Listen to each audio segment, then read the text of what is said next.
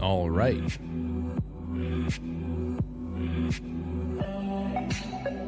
Hey, everybody. Good to see you here. It is 7 o'clock on the East Coast, broadcasting from Studio B. It's quite frankly a little bit of a Studio A update. Around 1:30, 1:45 in the morning last night, we came to a conclusion that got us pretty excited. That instead of just trying to replace all the USB cables that we had at the studio that were feeding all of the webcams into the new computer and trying to find different inputs to use as to not overload any one USB controller over the other, we started analyzing the actual wires themselves and the data that was being relayed. And we said, how about this? How about we go from passive wires, passive USB 3s, to active?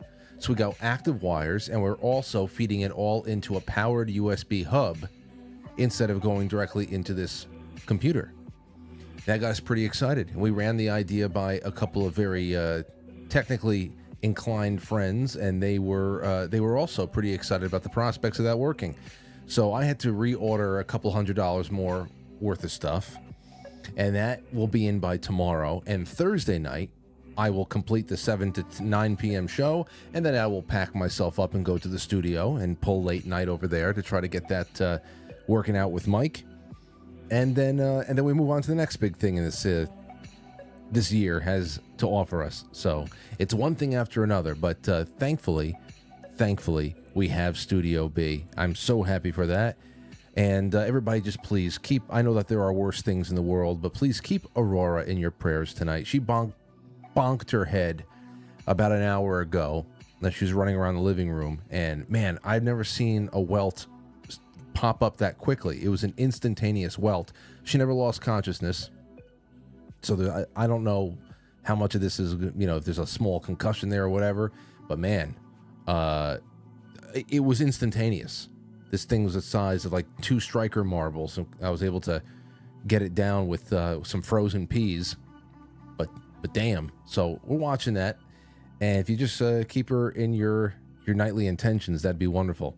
All right.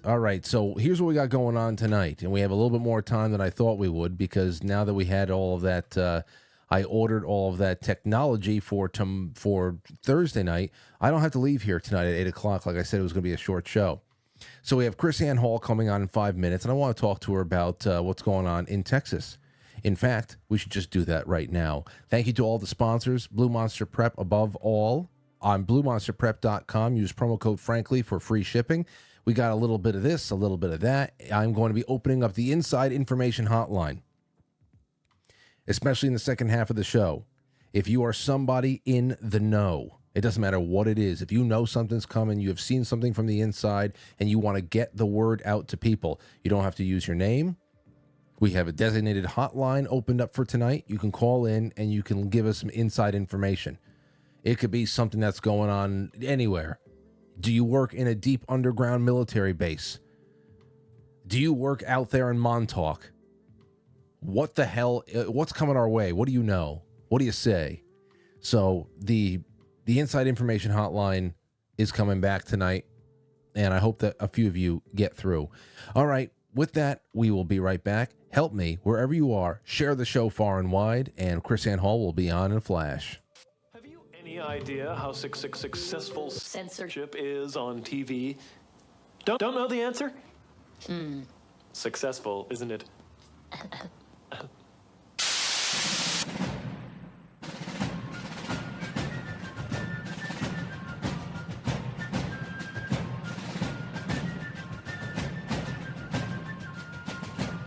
You let one ant stand up to us, then they all might stand up. Those puny little ants outnumber us 100 to 1. And if they ever figure that out, there goes our way of life. It's not about food. It's about keeping those ants in line. That's why we're going back. Does anybody else want to stay? Let's ride!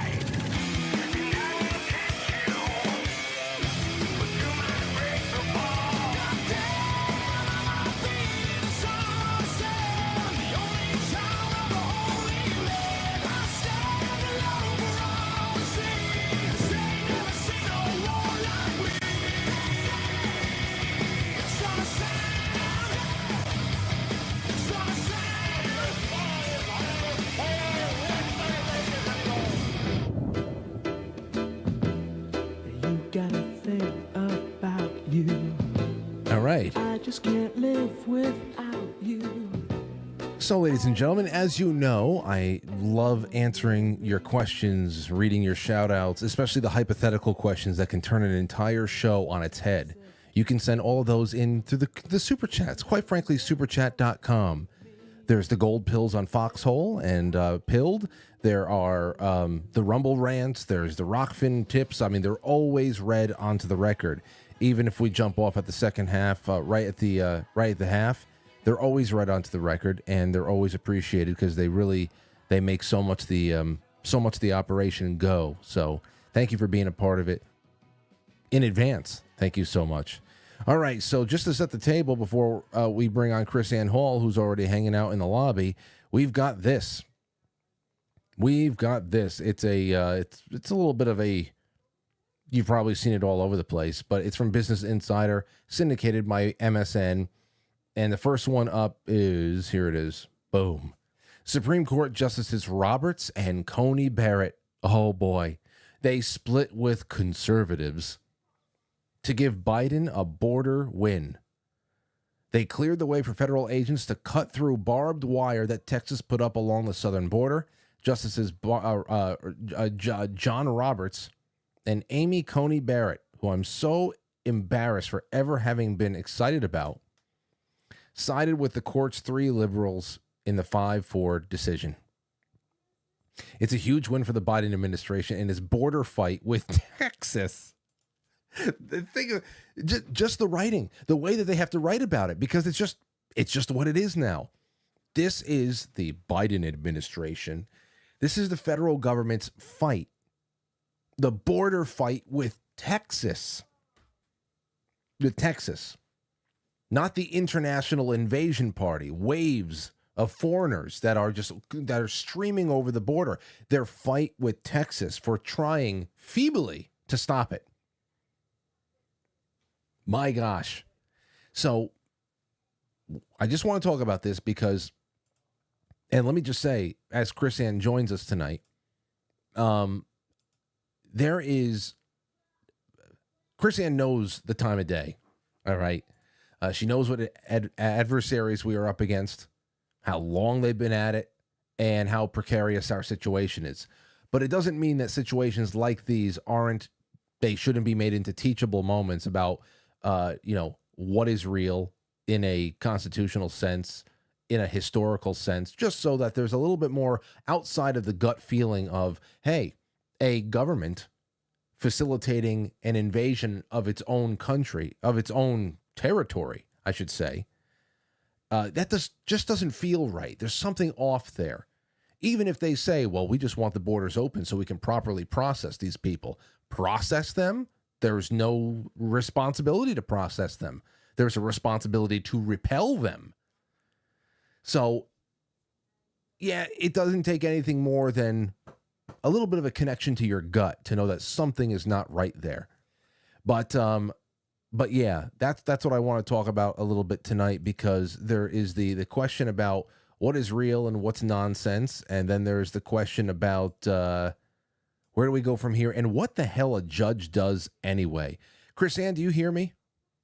I can. Can you give me 2 seconds? Sure, go right ahead. Okay, so KrisAnne's going to have 2 seconds. She's doing her thing. What that'll give me is some time to go to this. Now, because we are in an abuse cycle, which I really like avoiding, these topics, they make things relevant. The times that we come in, they really do define the times that we live in. So I'm going to get into a little bit more, but why this gives us insight into a lot of things, and also the people who are always laying commentary on this stuff too, a little bit more insight into them. But right now we have KrisAnne, who just came back, so we'll do the other thing I was going to do later on. All right, KrisAnne Hall, we got to talk. I'm looking at a picture of Frank looking like Thomas Jefferson smoking a blunt, man. What is up with that? Okay, yeah. See, that was a very, very nice portrait that was done by a listener years ago. And it is, Aurora saw it. She goes, "What's in your mouth?" And I said, "Oh, that's just a toothpick." And but yeah, it's interesting. I have a nice defined hairline with that, and it's the founding father, frankly. Yeah. Anyway, that's what everybody on Zoom sees when I'm here at home, because you don't get a camera feed like I usually give you at the studio. But anyway, it's good to have you with us. Well, I'm watching you a little bit on D Live too, just so you know. I didn't want to be without some kind of input, some kind of feedback there. So Right, just a little bit of reference. But you know what? You're the first person I thought about just to do a quick lightning round on this with Texas, because a couple of weeks ago you put out a video about the two ways that defending the border is constitutional. From a federal and a state level, hopefully in a sane world, you have a little bit of both working together because you have some kind of common bond in wanting to protect your home.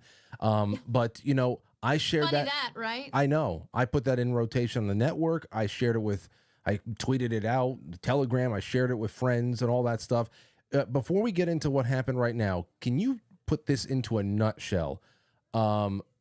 This whole idea of federal superiority or anything like that, who has the power to police the border? Go ahead. Well, it's very interesting because I was in Fredericksburg, Texas, maybe 10 days ago, maybe 2 weeks ago, don't remember. And I gave an entire presentation on this, and it's really awesome. In the nutshell is this, okay? So a lot of people have pushed all of this on to Biden. The reality is, according to the Constitution, it's not actually Biden, it's Congress. So if you'll allow me to just sort of recite to you how this works. Article 1 in the Constitution describes the power that has been delegated to Congress. Article 2 is the power that's delegated to the president, okay?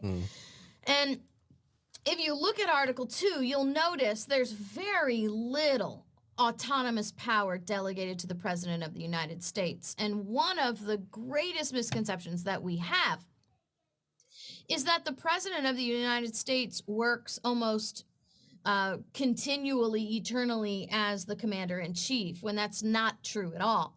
The President of the United States is only the commander-in-chief when the military is called into actual service, and that's via Congress through the power to declare war. So the President of the United States is not a commander-in-chief unless war has been declared by Congress, which means we haven't had a true presidential commander-in-chief since World War II. Now, some people will argue about the whole thing of the War Powers Act, but the War Powers Act is fundamentally and wholly unconstitutional because it's a transfer of constitutionally placed power from Congress to the president. And you can't alter the Constitution in a way like that with simple legislation. You actually have to amend the Constitution to transfer that power from Article 1 to Article 2. So the War Powers Act is completely unconstitutional.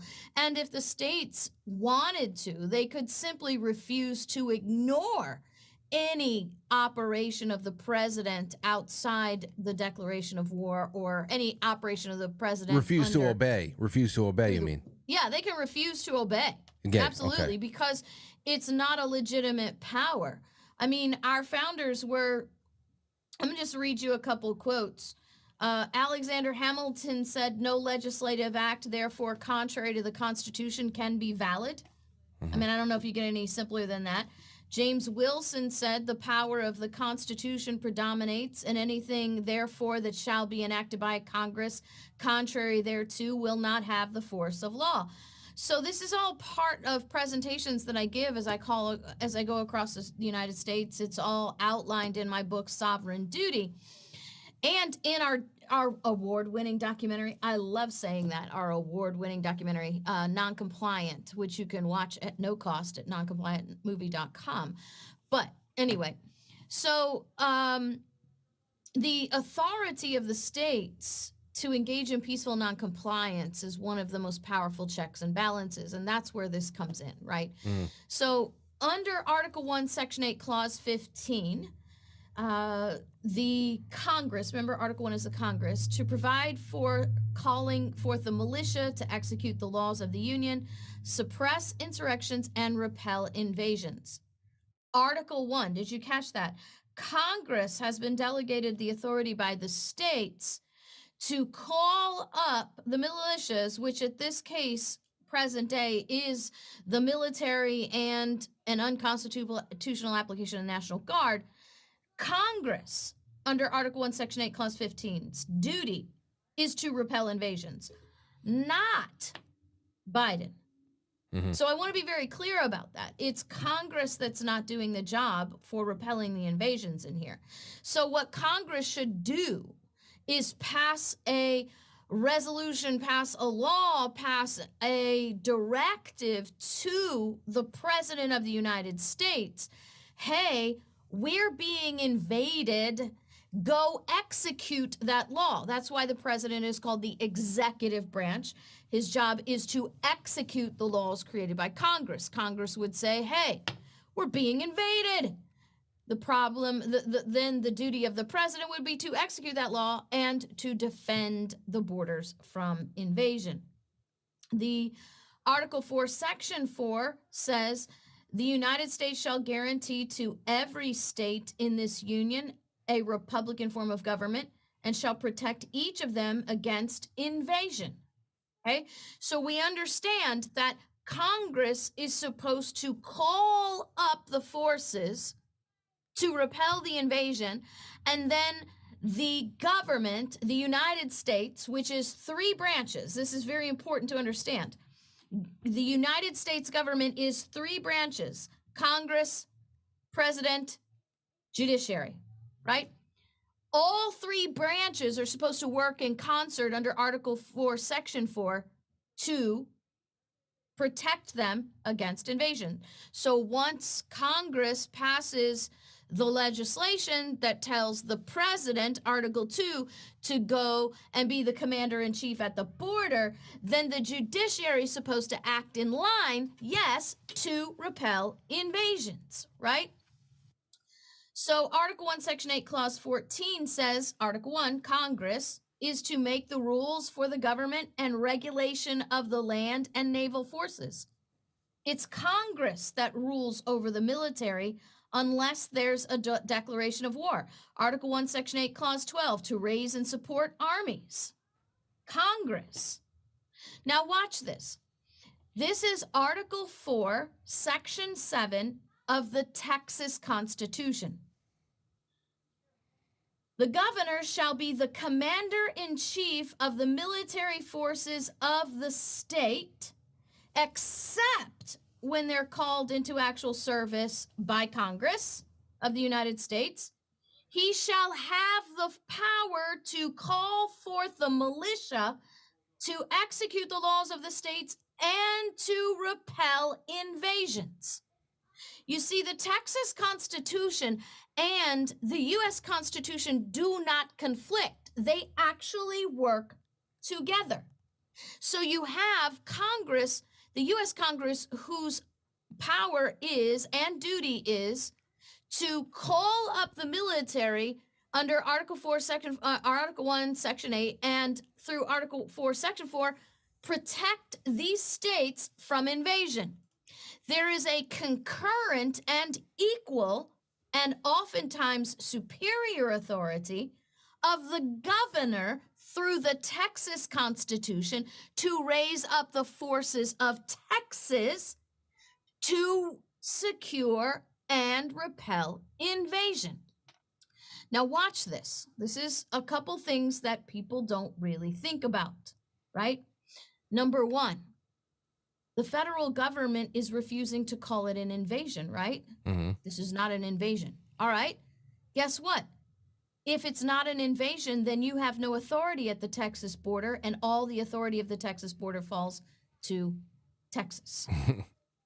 So if they're not willing to call it an invasion, that means that we have Article 4, Section 7 becomes now the superior law, placing the governor as the commander-in-chief, which, by the way, that's the difference between a governor and the president. A governor is always the commander-in-chief. The president is only the commander-in-chief when he's declared so by Congress through the calling of war. So if Biden administration and Congress refuse to call this an invasion, and let me just sort of digress a second because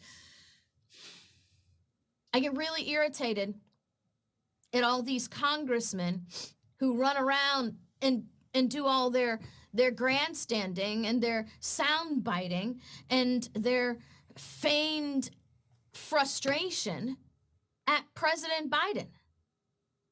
They need to pick up the Constitution and read it because it's all their authority.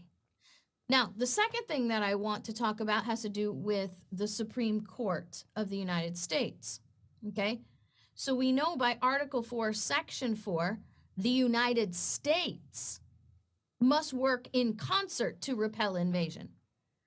One thing that the American people have lost real grasp of and real concept of is that the Supreme Court is part of the federal government. It's the third branch of the federal government. The states created the federal government by delegating, not surrendering, by the way, delegating certain portions of their authority to the federal government to work in the mutual benefit of the entire union. So the states created Congress, the states created the president, the executive branch, and the states created the judiciary. So the judiciary, as part of the United States in its form of government, has a constitutional obligation to work in concert with the executive and legislative branches to repel invasion. Mm-hmm. So there is no constitutional obligation for the Supreme Court to protect aliens crossing the border. I guess that's the whole stand that the Supreme Court took. If you understand what the argument was, the argument was that the Biden administration, who's suing Texas, can't facilitate the processing of these people because of this barbed wire, which is all a lie, Frank, because the processing centers are not barbed wire closed. There are processing centers. They're not barbed wire closed.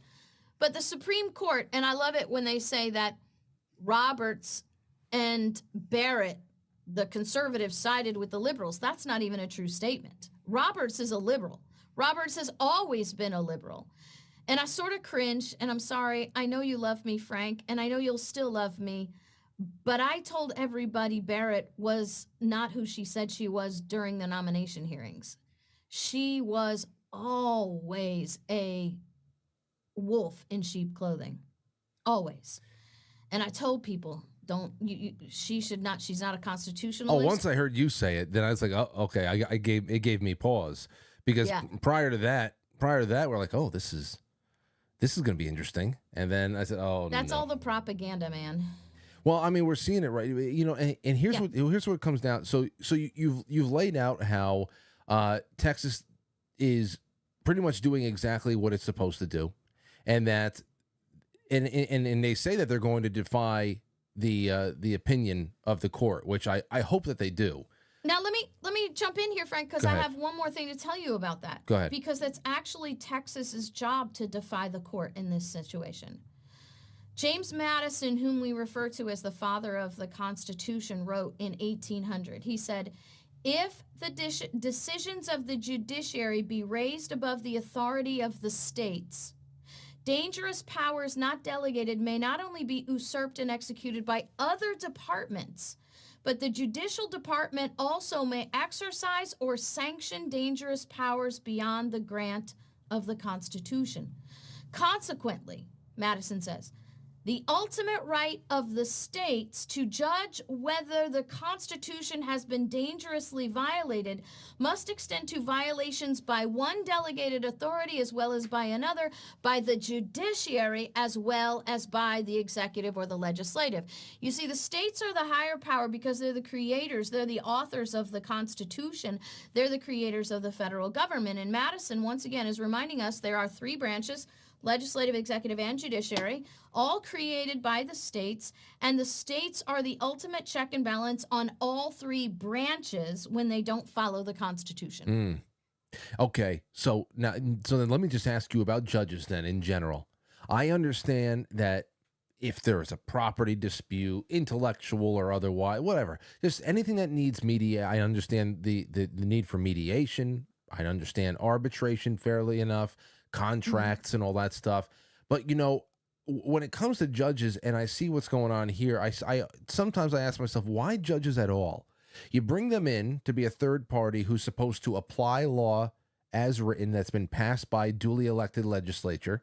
But if they have an opinion or a personal interpretation of that law that differs from the original intent, then the subjects in a case have an unspoken or a spoken duty to ignore the opinion. So it's only if they're it's just like they're there to come in and say, do this. Why can't everybody just, if we're at a place in society where we're passing laws or we're following the rules, we can't hold ourselves to follow the rules, then why bring somebody in who's just as infallible and just as unfaithful to the law as the people who wrote it? I mean, as bad as watching Congress work and defy logic, to then defer to even more ridiculously politically insane people like judges makes me go nuts, because at least Congress, you have a group of idiots and majorities, and then you have a judge is just one person that can derail everything and create precedent for generations.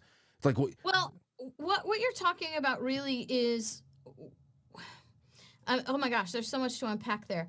But the reality is judges are, yes, supposed to apply the law, but they are an essential check and balance of other branches of government as well.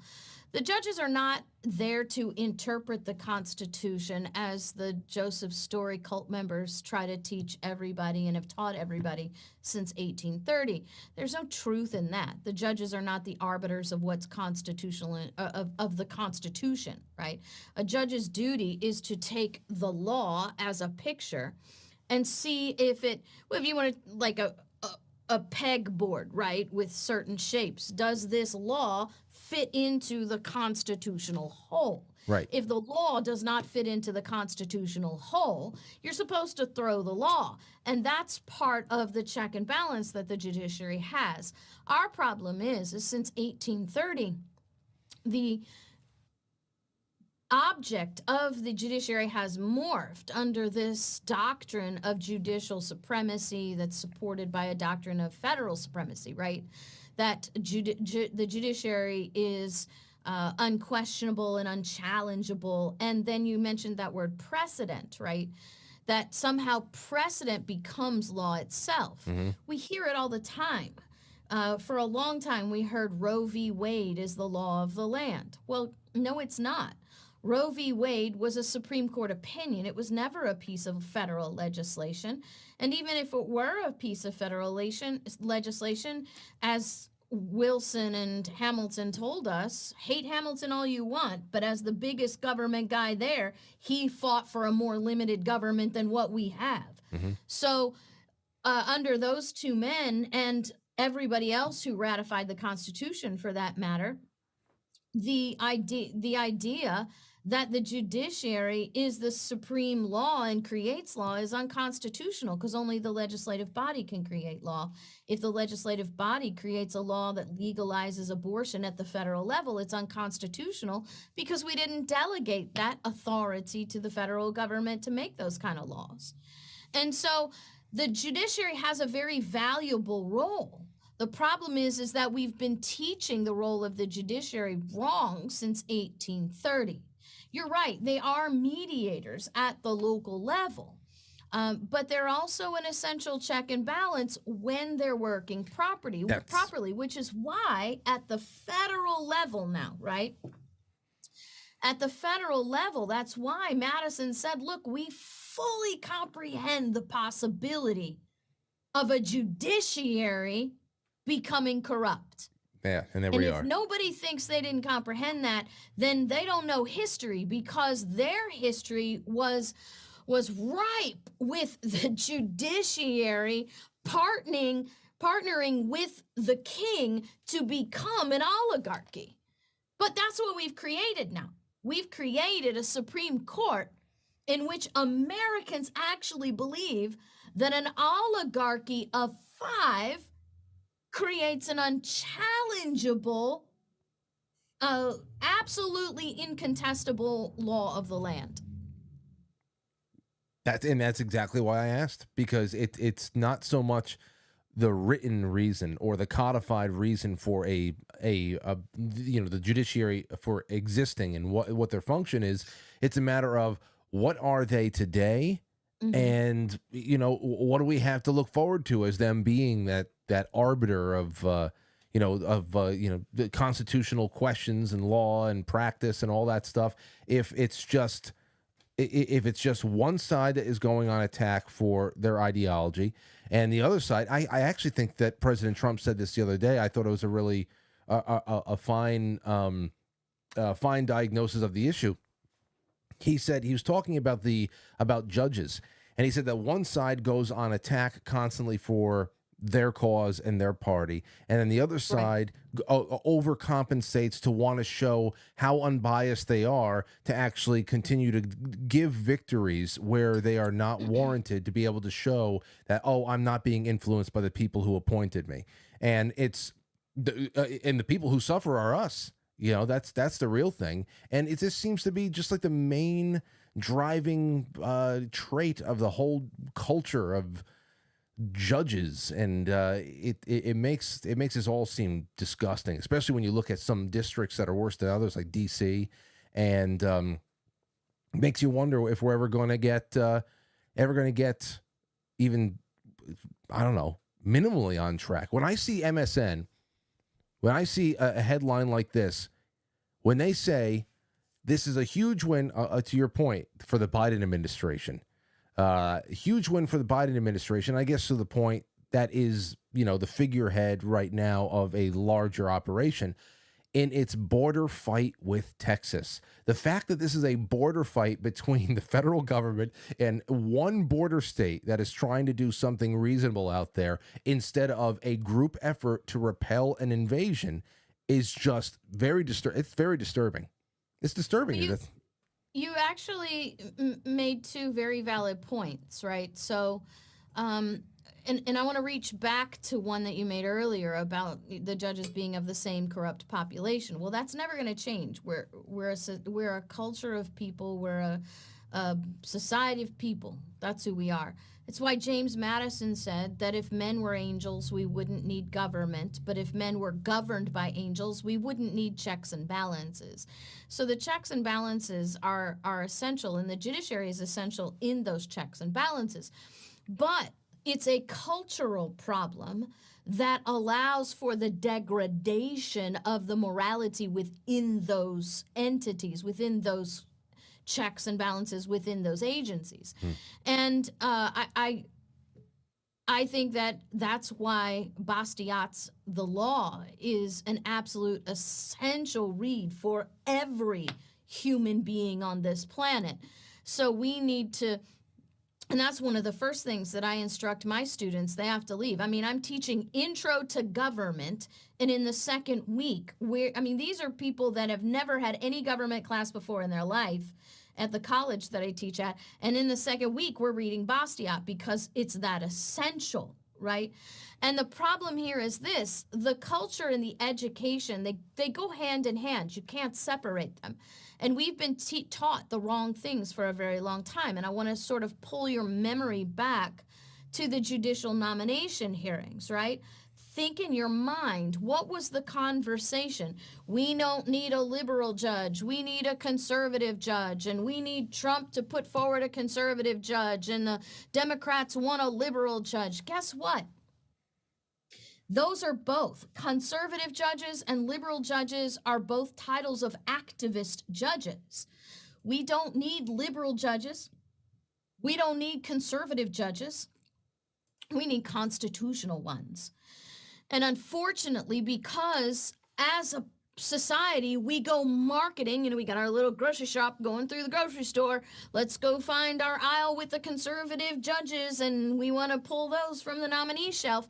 We go shopping. We actually go shopping as a society for activist judges. And if that's what you're going to pull from, that's what you're going to get. Yeah. No, I know, and you know, in with everything being hindsight being 2020, you think about how much really thought went into most people, how we were all sold someone like Amy Coney Barrett. It Yeah. was it would be a really wonderful counterbalance to what's her name, Ruth Bader Ginsburg. You have a female conservative that comes in. She's got all these adopted children. Not all of them are white. All of a sudden we're checking all the boxes too. Like what looks good? What's a counterbalance to it all? And then when you look into, but if you scratch the surface a little bit more, and that's what you did on this show, you came in and said, no, you have to look at this, and this. What has she done in the past? And all of a sudden the bloom came off the rose a little bit. And at that point, I remember on confirmation day, I think the best I can come up with was, well, she was an intern for Justice Scalia, and let's just hope that a little bit of that rubs off and she almost feels like a higher calling once she's in the big seat. And up to this point, it really has not been, aside from the Roe versus Wade weigh in, that there's some things you can't complain too bad about, but this has not been very stellar. I don't want to. I'm just. I'm just such a hardcore constitutionalist, Frank. I don't. I really a lot hold my tongue because I realize there's a lot of things that many people aren't ready to digest. And look, when you're judging people amongst people, you're always going to find degrees, right? And so I think what I want to do is, in all the love in my heart to everybody that's watching, is please don't judge people against other people because you're never going to hit the mark. We should always be judging people in government. Not is he more conservative? Is he going to be like this person? Is he less than that person? Is how does this person's record measure to the Constitution? Because I'm going to be, I'm going to be really plain spoken here because I know you like it and that your people can take it. But Scalia wasn't often a constitutionalist. I mean, it was Scalia who expanded the power of the EPA to define what a carbon credit is. So we have to be very clear. We got to get out of the natural habit to judge people against people amongst ourselves and hold them to the standard of the Constitution. And with Amy Coney Barrett came another pet peeve of mine. So most of your long-term followers who've been with us all these, how many years have we been together, Frank? Your first appearance was before I moved into the quote unquote new studio, which long before that, right? I know, because and that was we moved in there in December of 2015. So I don't know. It's almost, we probably know each other for 10 years now. Yeah. So, I'm a Christian. And the people in this room that have heard me speak before know I'm a Christian. I am a devout follower of Christ. I am not a religious person. I am a Christian relationship person. I have a relationship with Jesus. I don't follow a religion, right? And so the thing that one of my greatest pet peeves is just proof of why Amy is such a bad choice from get-go is that it is the uncontrollable urge of the religious right to run to these candidates and say, oh, they're Christians and we've got to have a Christian and they're a strong Christian. And rule number one for me, if you're running for office and the first thing I see about you is that you're a Christian, number one, you're probably overcompensating for something. And number two, you're probably not qualified for the job and you're trying to be qualified based on the nature of identity politics. And here's the thing. And this is what I tell all my Christian friends. My pastor even says this. You are nominating a Supreme Court justice. You are electing a president. You are electing a representative, someone in government. You're hoping for a Speaker of the House, not a pastor. Stop trying to elect pastors and start electing people with principles. And so I really, I don't know, maybe it's an unjust part of me, but if you're going to lead off with I'm a Christian, or you're going to lead off with I'm going to vote for them because they're a Christian, you've lost me already. I'm already suspicious. So the whole trumpeting up of her Christianity was one of the things that just blew her up for me and really made me started to look. And I want to tell you, Frank, we talked about this off the air. I knew Amy was going to vote this way because I know what's happening at the border. I know who the players are at the border. And one of the largest NGO players, not just at the border, but in every sanctuary city, is a non-governmental charitable organization called Catholic Charities. Mm-hmm. Catholic Charities plunders millions of tax dollars every year by getting government aid to do things that are not legal. 8 USC 1324. Write that down and look it up. 8 USC 1324 is the federal law on naturalization that our government is allowed and authorized to make by the Constitution. Congress is authorized to make the uniform rules of naturalization. And 8 USC 1324, Uniform Rule of Naturalization, says that it is illegal to house, hire, shelter, feed, transport, or otherwise in any way, shape, or form encourage an alien to be in the United States illegally. You can't encourage them to come into the United States contrary to the laws of immigration, and you cannot encourage them to stay contrary to the laws of immigration. Now, that law, 8 USC 1324, says that if you violate that law, there are fines and penalties up to $5,000 and 10 years in prison for each individual that you encourage to come or encourage to stay. Wow. And Catholic Charities gets millions of dollars of your money and my money and tax dollar money to break the law.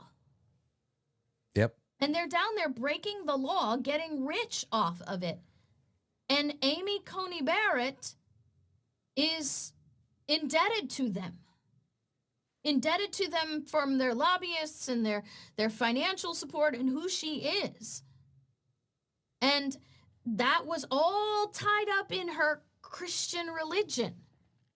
So I knew how she was going to vote on this because Amy does not vote constitutional. Amy votes either precedent, favoring large bureaucratic government, or she votes activist to her lobbyists. For a long time now, we've been following all the stories that point right down to that, the faith-based initiatives that they call them down there, Catholic Charities being among the biggest offenders. And it's really just legalized human trafficking. Aside from the fact that you are like you're citing law by through exactitudes there, what's going wrong and who should be in jail for it. But it's just it's legalized human trafficking, and it's not into the worst part about it is it's not even just like a blind eye has been turned. As you said before, they're the recipients of countless millions of our money. Yeah. I hate even calling it tax dollars. It is things that we earn. It's money that we earn that was stolen from us, and they're recipients of it to continue on with this legal human trafficking. And it's all over the place. The southern border is just a feeder system, and then they're shuffled off thousands of miles inland quickly and just disappear forever. So you hit on everything I wanted to touch on tonight, KrisAnne. Anything you want to end with as far as this, what to look out for? Like I said before, I know that Texas has vowed to continue to act in defiance, and rightfully so, of the Supreme Court opinion. But what do you see coming? What do you hope comes? Well, let me make a certain statements of truth that will guide you in understanding on what I want, what I hope to see, right? So any government that does not protect the life, liberty, and property of its people is pointless and useless. Remember, the Declaration of Independence says that the only purpose of government is to secure our rights. Not the rights of people coming to America, but the rights of Americans. It's the only purpose of government. So if you have a government that is not securing your life, your liberty, and your property, there's no point in them to exist anymore. Now, these United States, I think, would be more accurately called the American Union, right? The Union of American States. And we were established as a union for the mutual benefit of its members, not for the prosperity and the benefit of the federal government in Washington, D.C., but the mutual benefit for its members. As a matter of fact, the Articles of Incorporation call it the Friendship and Felicity Mutual Benefit Agreement, right? What has happened now, and this is a very, very important thing to understand, this Constitution, this union is formed by a contract between the states. Yes, the federal government is refusing to protect the life, the liberty, the property of the people of America. And I'm not even going to just simply say Texas, I'm going to say everyone, right? Because we know this is not a Texas problem. This is an American problem, because the invasion is coming everywhere and the danger is coming everywhere, right? So what we have to understand is that the federal government is the product of the state's contract. The federal government doesn't exist outside the Constitution, and the only reason it exists is because the states ratified the union that created the Constitution, which created the federal government. The reality here is this. As a contract, every contract is entered into voluntarily. If it's not voluntarily entered into, it is a voided contract. It's an inequitable agreement. So we know every state is in this union voluntarily, which means they can't be forced to stay if the contract is truly a contract and not a conquering. Okay, let's just be clear about that. You can force them to stay, but then that's conquering. That's not contracting. Well, that's what happened already. That conquering has already been happened. Yeah, but it's not legitimate, right? Because it's contrary to the Constitution. Therefore, it is void. The conquering happened here, Frank. It didn't happen legally. So we are still operating under a contract of mutual agreement. When you understand that, you really understand that, yes, the federal government is failing Texas and the border states, but in reality, it's 49 other states that are parties to this contract that are failing Texas. Because the reality is the states have an authority and a duty to control their creation, the federal government. And I saw somebody in the chat room say earlier, well, I don't believe what she says when the states are superior to the Supreme Court or bigger than the federal government or whatever. I challenge you to read the book Sovereign Duty. Read that book from cover to cover and then come to me and tell me where I'm wrong. Because in that book, I give you all my sources, all original text. I don't glean from anybody's interpretations of anything. So I go back to the people who actually wrote these documents. So what I'm teaching you, what I'm telling you now is a fact. It is not opinion. It is not extrapolation. It's not interpretation. It is an absolute fact. And when we, the other states, allow this to happen in Texas, we are breaching the contract with Texas. And with the contract breached with Texas, Texas has the contractual authority to say, I don't want to be a party to this contract anymore. You're not living up to your end of the contract. I'm pulling out of the contract. And then they're no longer obligated to us. And we are no longer obligated to them. But you see, they are now independent to really guard themselves, which puts them in a better position than having to fight with a government that wants to destroy them. Yeah. And the Biden administration doesn't want to destroy America. The Biden administration wants to destroy America because the Biden administration is not funded and working by and for Americans. The Biden administration has been linked and co-opted with the same globalists who have taken over Europe. And they want to bring America to its knees so they can rule over America the way they do the European Union. But you see, we're not European. We're not made of that. That's not out of our cloth. That is not of our blood. And it's not going to work here. They will fail here because we're a completely different people. We're a people in Europe. The European Union has fallen under globalist attack because they were born and raised and used to kingly rule.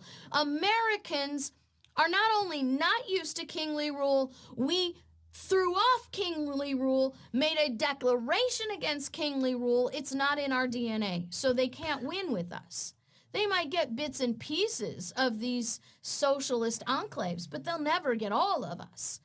And that's why the union, it's so important to understand that this is a contract. Mm-hmm. So I want to see us defending the contract, defending each other, all the states coming together to secure the border and telling the federal government, yeah, that's what I want to see. Well, let's hope for it. I'm not as, I sorry, I didn't mean to rant on you. But No. Hey, listen, admittedly, I'm not as hopeful. Just knowing, just being able to assess the culture around me, I'm not as hopeful. I love the people who I see are becoming more interested in what they may not have been taught. But I don't know. This is going to be a slow burn. But everything you brought to the table tonight is exactly what I want to talk about, as far as where the lines of action are drawn and who's just LARPing, as they usually are, and why precedent is not law. Well, KrisAnne Hall, thank you for everything. KrisAnneHall.com. You are still live every night at 6 o'clock? I am not, Frank. I can't. I have too many hats now. We are periodically live, but I'm on several other programs. Today, I was on Court TV and I was on Victory News. Okay. Something that I do every week. I try to do a live thing on every once in a while, a pre-record thing, a couple times a month probably. Okay. But I'm going to be doing some things very shortly now on the Texas thing and some other stuff. Well, we need it. We definitely need your commentary and your tutelage. It's very, it's necessary. And thank you for the time you've given us tonight, my friend. Thank you. God bless you. Ladies and gentlemen, KrisAnne Hall. There she is, KrisAnneHall.com. Jump in on anything that especially sovereign duty. It's true. Listen, the federal supremacy stuff, I hate to say it, but if you're in that camp, you're talking from a Stockholm syndrome standpoint. It's just not true. It's just not true. It's a convenient thing for people to believe, convenient for the feds. It's a very, very convenient thing, but it's just not true. I mean, just from the standpoint of why would sovereign states come together and create the same inescapable tyrannical central power that they just spilt their blood throwing off? I mean, just answer that one. So I don't know. It's good to hear that, to have a lot of the thoughts that I had on the subject kind of confirmed. Definitely when we talk about the judiciary with judges and stuff, you say, well, yeah, I understand what their stated purpose is, but when that has been so completely corrupted and this becomes our reality, then you have to wonder how far that gets you and what to really expect out of people like the 9 dipshits. Not all of them are bad, but I hate waiting for a a vote between 9 people to see what we're all going to pretend is now the law of the land. I hate that. So I'm glad that Texas has shown some balls. Is it too little, too late? Who cares? Honestly, just do what you got to do and just ignore the feds. Now, when KrisAnne says that, there is well, I knew where she was going about that. Hey, if the contract is broken, I'm leaving. And she's talking about secession, which is exactly what the Civil War was about. It was about the issue of secession. Now, you can say that behind secession was the cloud of the question of over slavery. Even though making slavery permanent was one of the offers that the North offered the South, just to be able to keep them to stick around, because it was secession. That was the primary question. And the reason why I said, well, that has already been answered is because it was determined through blood.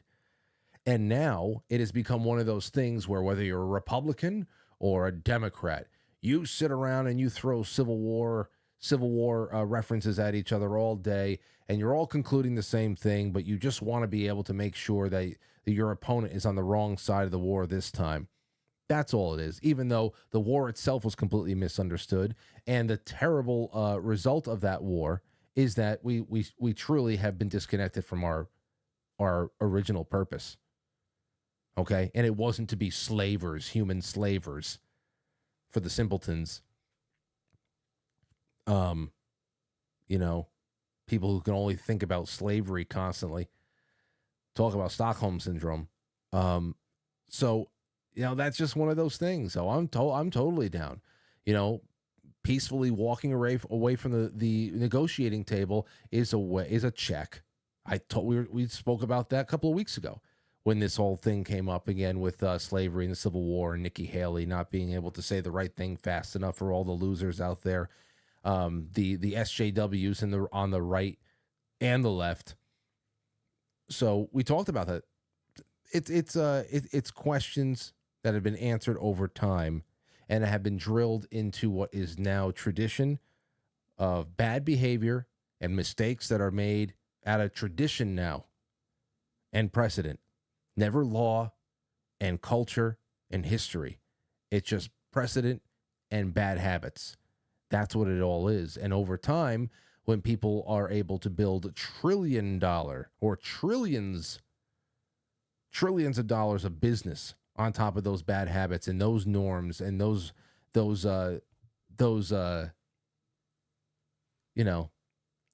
that's really where you start finding that there's very little places to wiggle away. And let's just hope that Texas does its thing. But, there's still 3 other border states. You still got New Mexico and Arizona and California. And who knows what kind of fight that or will Arizona has. New Mexico, I can't really imagine that too much is going on over there. In California, they're looking for ways. They're looking for ways to try to give them all the illegals medical insurance out there in California. They're completely nuts as far as the people who run that state or are running that state into the ground. Just throwing it out there. And then there's other cope that happens. Let's just do this before we go on a break. And when we come back, we're going to throw open the lines and have a little bit of a shift over here. I saw this from whatchamacallit, DC Drano. That guy, DC Drano. He said, I saw this. Where the hell is it? There you go. Said possible silver lining. This decision could help us once Trump is back in office. Federal supremacy over immigration law means sanctuary cities and blue states can't keep illegals when Trump starts mass deportation in 2025. This may be a long-term win for us. You mean a long-term, short-term win for us, right? Because if Trump does find a way to win, now I'm not talking about find a way to get the votes. I'm talking about finding a way to have the results honored. If Trump does find a way in, then you got 4 short years with him before something changes, and that's only if and that is just in saying that he gets everything he wants out of that 4 years. He's not obstructed in any way, shape, or form. long-term win. The decision. These are never wins when we're talking about legitimizing illegitimate power, because it may deliver a favorable result right now in one situation, may give you 3 other unfavorable results in other situations now and in the future. And the fact that all these results are contingent on temporary political whims and shifts in culture and everything else is just ridiculous. I don't know how anybody can find any comfort in this. This is why I don't do and want to do politics nearly as much as we used to, because that's hopeless right there. When I read that DC Drano tweet, I feel like I'm trapped in a drug rehab center and I can't get out. Possible silver lining. There's no silver lining. Not to that. Only silver lining is whether or not Texas is going to do its thing. All right, now in the second half of the show, we're going to open up the inside information line. I have a couple of things over here. One is from a Google insider that I saw Zach Voorhees put out there today. An insider reveals chaos at Google. I want to read that a little bit. And then there's also a insider of this Maria Metesiuc. I don't know. Anyway, this woman named Maria, she just got back from Ukraine while visiting some friends. And there's some really good inside information there too, at least inside observation. So I hope that we get some insiders that call into the show in the second half. Ladies and gentlemen, my little spiel to you before I bounce over to quitefrankly.tv and pill.net is that there's so much going on over here. I can't tell you how deeply I'm buried under things that I have to do, that I'm doing. But on the other end of those things, it's really going to be a good time, a golden age, hopefully, for the show that we're going into, where we have brand new systems in place, wonderful staff that's just working and humming along, 2 very, very functional broadcast locations with all new equipment and a whole new lease on life, and plenty of things in the pot cooking for Saturday nights and everything else. Publishing, I want to do it all. And we're scratching and clawing there. And this is why I want to thank pill.net, because I got to kind of just go for it a little bit more with this partnership that they gave us. And it's a month-to-month thing. This is always going to be the home of the network. And this allowed us to get really down and working, because whereas this audience has been so kind to me in becoming monthly sponsors, and that is what kept us afloat and growing for so long, there was still this widening gap for everything I wanted to do and what we had coming in that we needed to get up there. And now we're able to fill that gap a little bit more, but I do want to let you know that I do dream of a day. One of the things I want to do this year is be able to get to a point where we reopen the show for 2 hours, the full 2 hours across all platforms again. That is one of my major goals. And that is all contingent on whether or not we can get 0.7% of the audience now, 0.7%, to become either 5, 10, whatever, $15 a month sponsor, whatever it is, as little as 5 on Subscribestar. That's the one I'm concentrating on for our 2024 funding goals. It's just something to consider. Only if you have not been a sponsor before. If you already are a sponsor of the show, then you're made in the shade. Just relax. But I would love to have more of you guys and gals on. Those of you who are able to swing it and love the show and never miss a show, and you want to be a part of the growth here. My dream is to be able to have so much of this, if not 95% of it, funded by the audience, so that everything we do, it is always totally wide open and provided to you wherever it makes you most comfortable. But my go-to is always going to be quitefrankly.tv, powered by Foxhole, because that is the official home of the network. So that's my little plug for myself. Before we go on intermission here, I'd love to welcome you on as a sponsor. And you can find all those links in the description below or on quitefrankly.tv on the Sponsor Us tab.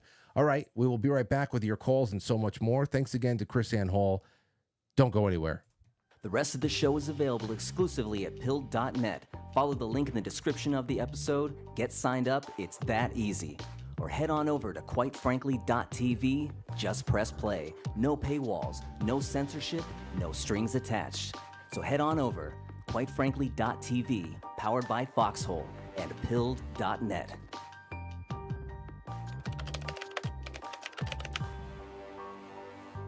It's intermission time, folks. Time out to press the like button. Thank you. Ladies and gentlemen.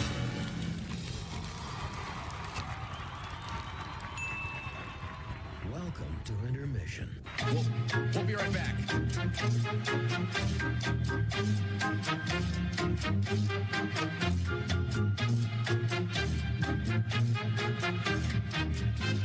Yeah, Intermission.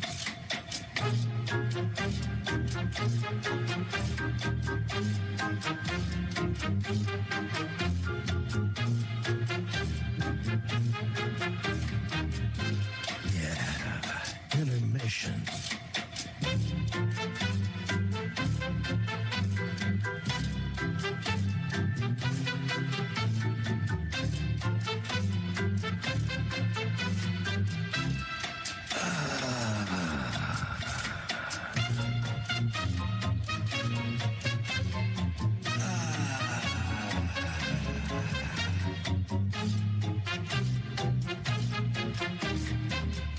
We're now entering, quite frankly. Quite frankly. Quite frankly. Quite frankly. Quite frankly. Quite frankly. Quite frankly. Quite frankly.